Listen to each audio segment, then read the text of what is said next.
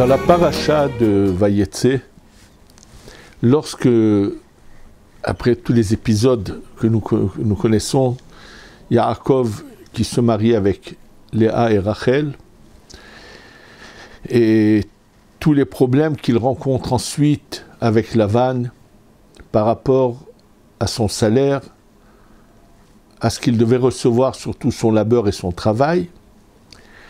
Et là, on assiste à plusieurs choses qui paraissent surprenantes.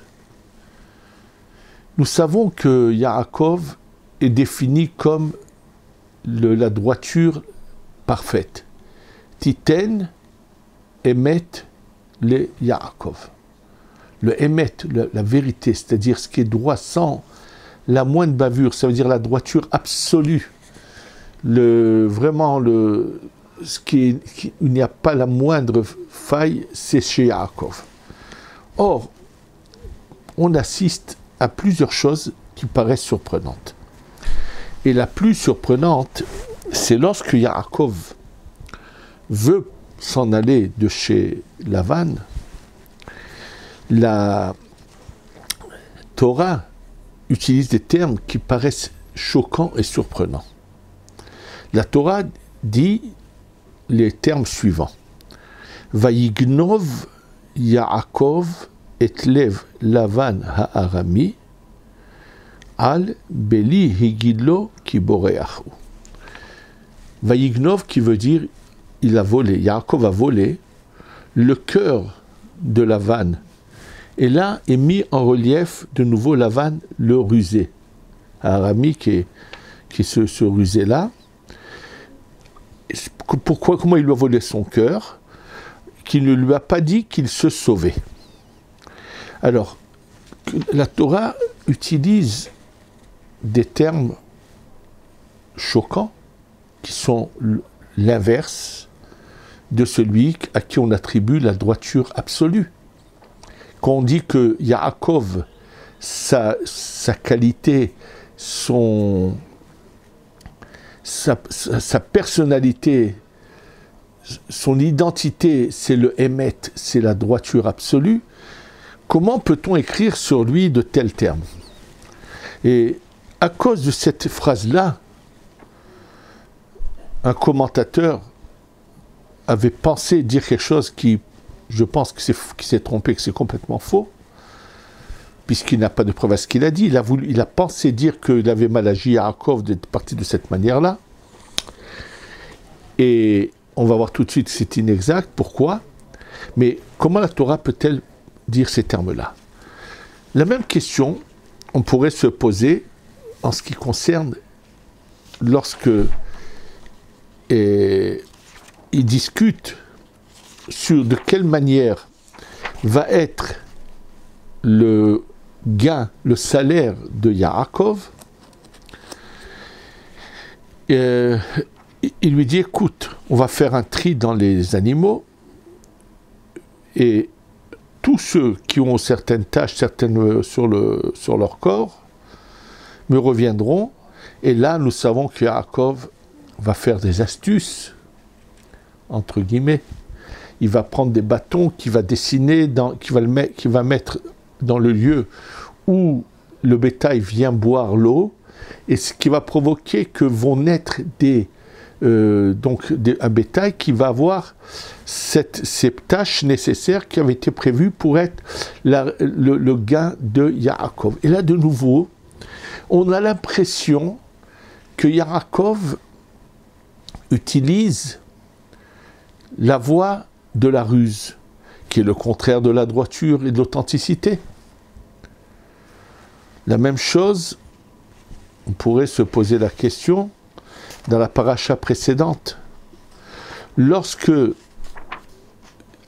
Yitzhak veut bénir Esav et que Yaakov vient sous l'apparence de Esav, et ce qui paraît aussi également surprenant, lorsque finalement Yitzhak se rend compte de ce qui s'est passé, que réellement c'est Yaakov qui était là et que c'est lui qui a pris les brachot, Comment il annonce cette nouvelle à Esav? Il lui dit les mots suivants. Vayomer, il lui dit, Ba ahicha, ton frère est venu, Bemirma. Le mot mirma en hébreu, les ramot, c'est qu'on trompe quelqu'un. Mais ce qui est surprenant, c'est que le mot mirma, oui, Rashi, en s'appuyant sur la traduction du Onkelos, Rashi dit sur le mot mirma, Bechochma. Il est venu, il a été intelligent, il t'a pris les brachot avec intelligence. Or, si la Torah veut dire que Yaakov est intelligent et qu'il a pris les brachot de manière intelligente, pourquoi le terme de mirma, de ruse, est mentionné dans la Torah? Pourquoi n'aurait-il, dans ce que la Torah aurait dû écrire, Ba'achicha bechochma, ton frère est venu avec intelligence, Va'ikach il a pris ta bracha. Si le mot mirma veut dire chochma, pourquoi écrire un terme dont la consonance veut dire la ruse et le traduire et l'expliquer que c'est de la chochma? Sachez que là, la Torah nous donne un enseignement. L'enseignement qui nous est donné est comment nous devons agir dans la vie pour arriver au but pour lequel nous avons été créés. La vie est un combat. La vie, c'est de ne jamais trébucher, de ne jamais tomber dans le piège de ce mauvais penchant qu'on appelle le Yetzer Hara, le Satan, et de ne jamais se laisser tromper par lui. Ce qu'il faut savoir, c'est que tout a commencé déjà chez Adam Arishon, chez le premier homme, où le Satan a utilisé la ruse et les a fait trébucher. Et chez chaque individu, il utilise la ruse. Pour comprendre ce que je veux dire quand je parle d'utiliser la ruse, je vais vous raconter une petite histoire qui s'est passée réellement ici à Yerushalayim il n'y a pas très longtemps. Un Kollelman qui était arrivé à une situation vraiment grave pour loger. Les détails, je ne m'en souviens pas exactement, mais il semble qu'il devait quitter l'appartement où il était et il n'avait pas la possibilité de trouver un autre logement en location, c'était trop cher. Il était en très très grave problème. Dans son problème, il s'est rappelé que finalement, tout cela vient d'en haut de Dieu. Et donc, qu'est-ce qu'il a fait? Il est parti au Kotel, au mur de lamentation, s'est mis à prier, mais jusqu'à pleurer. Il pleurait de sa situation parce qu'elle était vraiment précaire, grave et difficile. Et pendant qu'il est en train de prier, de pleurer, quelqu'un qui l'a vu pleurer s'approche de lui et lui dit « Est-ce que je pourrais te demander qu'est-ce qui se passe? Pourquoi tu as l'air d'être vraiment dans un état de détresse ?» Il lui dit « Non, merci. » Il n'avait pas envie de raconter à chacun sa vie, quoi. Et comme celui qui vient le voir, Lacoste, insiste vraiment, à la fin, il lui dit « Bon, ça, tu veux absolument le savoir. Voilà, sache que voilà, j'ai tel et tel problème. Et je prie, je pleure, c'est tout. » Il lui dit « Mais tu sais, je pourrais t'aider. Viens avec moi, j'ai une solution pour toi. » Il est vraiment surpris, étonné. Il l'emmène. Et tout de suite, il va chez un agent immobilier. Il va régler le problème. Il a avancé l'argent, il a tout fait, il l'a vraiment aidé. Dans l'entourage de ce Kollelman, qui savait qu'il était en difficulté, ses amis, quand ils le voient après souriant, tout content, « Ah, merci mon Dieu, merci mon Dieu ». Donc, finalement, tout le monde lui dit « Comment ça s'est arrangé? Comment ?» Il raconte. Et voilà que les jours d'après, il y en a plusieurs qui sont allés au Kotel, au mur de lamentation, prier.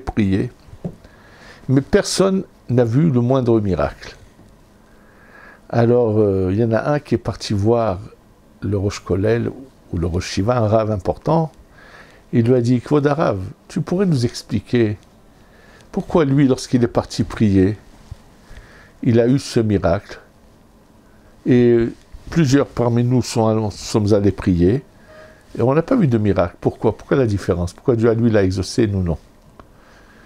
Il lui a dit, je vais vous dire pourquoi. Lui, il est parti chercher Dieu au Kotel. Donc Dieu lui a répondu, vous n'êtes pas parti chercher Dieu au Kotel, vous êtes parti chercher un personnage qui vient nous apporter de l'argent. Vous n'avez pas parlé à Dieu, donc Dieu vous ne regarde même pas, ne vous écoute pas. C'est-à-dire que finalement, on peut faire des choses dans la vie, et en fait, toute la vie, on peut se tromper.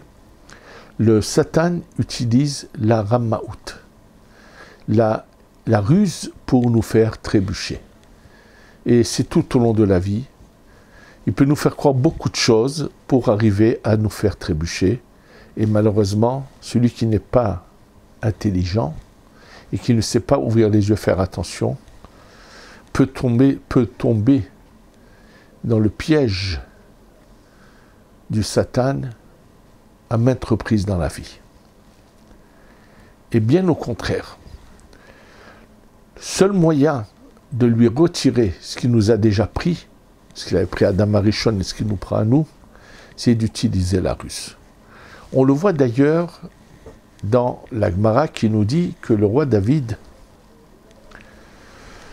lorsqu'il voulait aller dans son lieu d'étude au Beth Midrash et se donner au Limoud Torah, à l'étude de la Torah, parce qu'il ne faut pas oublier que le roi David était avant tout l'érudit numéro 1, qui était le Rosh HaSanhedrin, la tête du Sanhedrin. C'est lui qui tranchait toutes les femmes qui avaient des questions, de problèmes sur si est-ce qu'elles sont pures ou impures, venaient voir le roi David. C'était le possèque, le décisionnaire numéro 1. Mais il avait à côté de cela une royauté qu'il fallait gérer. Il savait pertinemment que si il prononce les mots, bon, maintenant je vais aller au Beth Midrash étudier, viendront tellement d'embûches et de difficultés que finalement il n'ira pas au Beth Midrash. Et qu'est-ce qu'a fait donc le roi David? Il disait, quelle belle journée, il fait bon, j'ai besoin de me promener. Il trouvait des paroles où il disait, bon, ben maintenant je vais aller me promener. Donc on emmenait la calèche avec les chevaux, et ils sortaient, et dès qu'ils arrivaient devant le Beth Midrash, ils disaient au cocher, arrête-toi. Ils sortaient rapidement de la calèche, rentraient au Beth Midrash, et restaient là, étudier. Ils savaient pertinemment qu'il n'y a pas c'est le seul moyen d'aller vers la Torah. Sachez que Lavan, en fait, ce Lavan à Arami, qui est ce rusé, était on pourrait dire, un représentant très puissant du mal, qui représentait celui qui avait volé toutes les étincelles de lumière positive et les avait en lui. Toutes ces âmes qui sont tombées par la faute d'Adam Arishon dans ce qu'on appelle la klipa, dans le mal, maintenant la réparation d'Adam Arishon va se finaliser avec Yaakov. Nous savons que Adam Arishon est revenu en Gilgoul, chez Abraham, chez Yitzhak et Yaakov. Son âme s'est départagée en 3. Celui qui va finaliser ce tikkun, cette réparation, c'est Yaakov. Donc, Yaakov sait très bien pourquoi il se trouve chez Lavan. Ces âmes qui ont été avalées par le mal vont devoir passer une première étape, c'est de venir dans le troupeau de Yaakov. Et Yaakov sait qu'il faut récupérer ces âmes qui ont été volées par Lavan. Et le seul moyen de récupérer les étincelles de lumière, c'est d'utiliser la ruse. C'est la sagesse de savoir utiliser la ruse vis-à-vis du mal et des rusés. Et c'est pour cela que Yaakov va faire tout ce qu'il va faire. Il a fait la même chose déjà à Esav. Et en fait, ce que je vous dis, c'est pour ça que Rashi traduit le mot mirma, chokhma, qui veut dire pas ruse, mais sagesse. C'est comme ça qu'il faut agir. C'est ce que la Torah veut nous enseigner. C'est marqué d'ailleurs dans certains livres, il explique que c'est le seul moyen de récupérer le mal.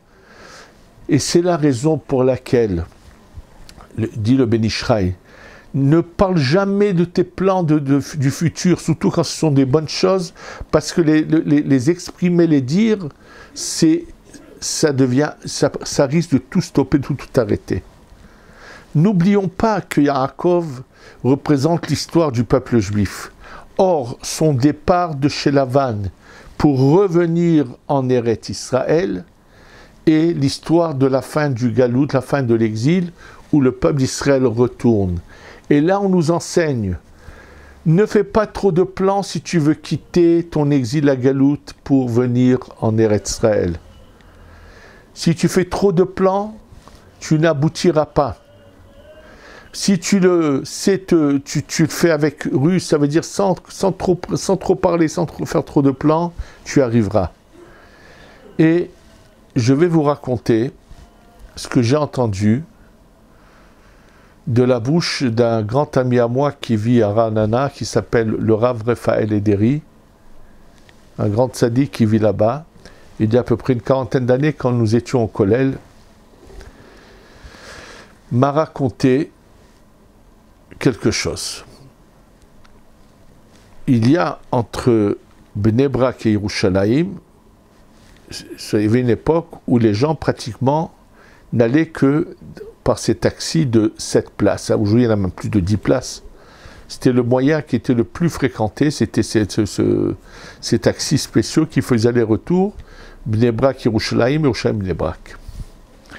Et donc m'a dit Rav Raphaël Ederi qu'une fois dans un de ces taxis se trouvait un kollelman, où lui-même, je ne sais plus si c'était avec lui ou avec quelqu'un d'autre qui s'est passé l'histoire, et se trouvait un juif pratiquant, mais pas spécialement religieux, pas orthodoxe.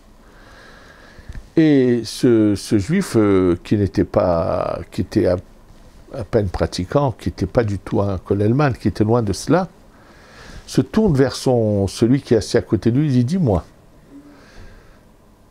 toi, tu habites où? Il lui a dit, j'habite à tel endroit, je ne sais pas si c'était Yerushalayim ou Bnei Brak. Ta maison, elle vaut combien? Elle vaut tant et tant. Et tu l'as acheté? Oui. Combien tu gagnes tous les mois? Il lui dit ce qu'il gagne comme kollelman. Il lui dit, je ne comprends pas. Moi, avec mon travail, il gagne une paye bien plus supérieure à celle du kollelman. Je n'arrive pas à acheter la maison que j'ai envie. Et toi, avec ta paye de kollelman, tu t'es acheté une maison. Il lui a dit, je vais te dire la différence entre nous.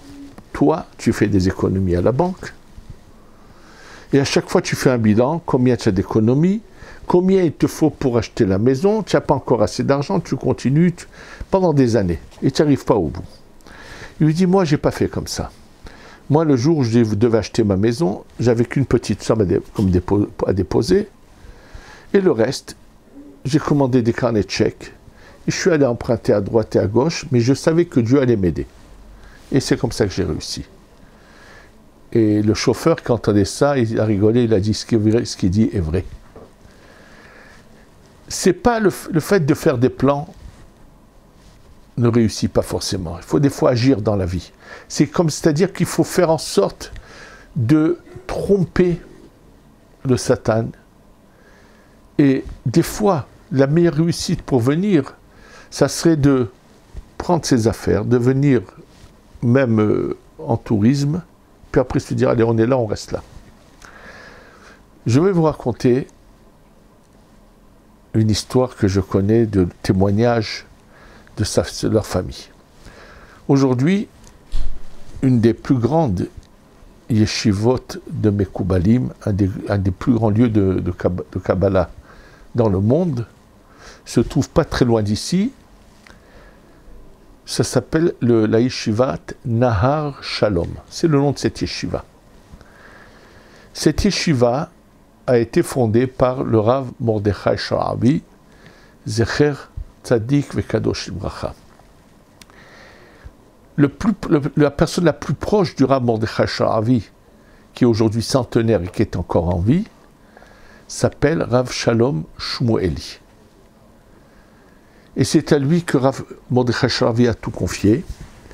Et aujourd'hui, tout est passé, il est encore en vie, mais c'est son fils, un grand ami avec qui pendant des années moi-même j'ai étudié là-bas, c'est le Rav Benayahu Shmueli, imminent Mekoubal de notre génération. Ce mérite qu'a eu ce Rav Shalom Shmueli, de s'être rapproché du Rav Mordechai Sharabi d'une manière vraiment incroyable, et d'avoir eu une descendance, parce que je parle de son fils Rav Benayahu, mais Blainara, même les petits-enfants, sont de grands Mekoubalim aussi. Je pense qu'il provient de ce que je vais vous raconter. Le père de ce Rav Shalom Shmueli, qui est centenaire aujourd'hui, vivait en Iran. Et il avait bien sûr très grosse fortune. Il avait une fortune tellement importante que dans sa maison en Iran, il avait des vases en or qui étaient posés comme bibelots sur certains meubles. Mais c'était un homme avec une grande émouna, un grand amour de Dieu et une grande envie de se rapprocher de Dieu. Et bien sûr, ça a été l'époque où il a commencé à y avoir ce désir de revenir en Eretz Israël. C'était bien avant que l'État d'Israël soit créé, mais on commençait pas mal de gens à vouloir partir. Cet homme dont je ne connais pas le prénom, le père de Rav Shalom, qui s'appelait également Shmueli, c'est le nom de famille, a décidé que ça y est, il mettrait fin au galout, à l'exil, et il repartirait en Eretz Israël. Mais il savait pertinemment que dire à sa femme on va partir en Eretz Israël, elle n'accepterait pas, elle lui dirait non, c'est comme moi où on va, surtout qu'ils étaient dans l'opulence, dans la richesse en Iran. Qu'est-ce qu'il a fait? Et en fait, c'était le seul moyen pour lui de réussir, et là on va voir l'exemple de ce que je viens de vous dire. Il a annoncé à sa femme que c'était un grand négociant, et qu'il avait des affaires importantes à aller gérer et régler en Syrie à Damas. Et qu'il aurait pour 3 mois de voyage. Donc pour ne pas les laisser seuls, ils ont pris plusieurs calèches, et ils ont pris tout ce qui était nécessaire pour plusieurs mois de voyage.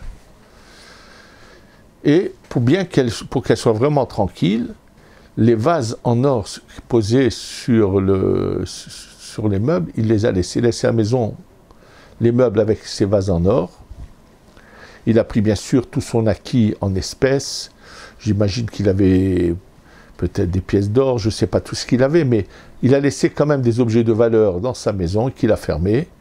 Et ils ont pris la route pour Damas pour quelques mois. Et lorsqu'ils sont arrivés à Damas, il lui a dit, maintenant on prend la route. Et on doit encore voyager, et ils arrivent à Yerushalayim, il lui dit on est là, on reste ici. Il a donc abandonné une maison avec des objets de valeur. Il a construit cette maison dans laquelle vit aujourd'hui son fils, dans une rue qui s'appelle Rehov Agrippas à Yerushalayim, dans laquelle il s'est installé. Et je pense que c'est ce sacrifice, cet amour d'avoir agi de cette manière-là pour venir en Eretz Israël, a fait que l'endroit où il a installé sa maison s'est retrouvé à 2 pas du Beth Midrash qu'a fondé le Rav Mordechai Sharabi en 48, après que la vieille ville soit tombée. et dans lequel ce Rabbi Shalom est allé étudier, était cordonnier, mais qui allait également étudier chez le Rav Mordechai Sharbi, devenu lui-même Mekoubal, et sa descendance, et ainsi de suite. C'était tout ça ce mérite. En fait, la Torah veut nous enseigner que avec le mal, il faut agir avec chokhma. La ruse, c'est la sagesse.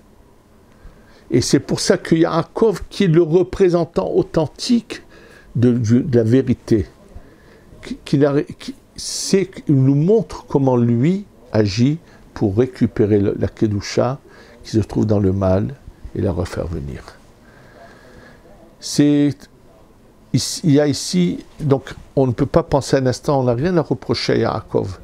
Mais d'ailleurs, la preuve qu'il a réussi, le Midrash raconte que lorsque Yaakov est arrivé et est parti, lorsque Lavan l'a poursuivi, pendant son absence pour poursuivre Yaakov, les gens de la région sont venus piller la maison de Lavan, tout le bien, les troupeaux, ils m'ont tout volé, ils m'ont laissé une maison vide sans rien. Et lorsque Lavan retourne, après avoir poursuivi Yaakov, se retrouve du jour au lendemain un misérable sans plus rien. Pourquoi ?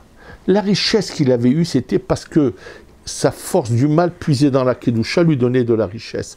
Yaakov a su tout prendre, tout vider et démunir complètement Lavan, et n'a pu le réussir que c'est de cette manière-là.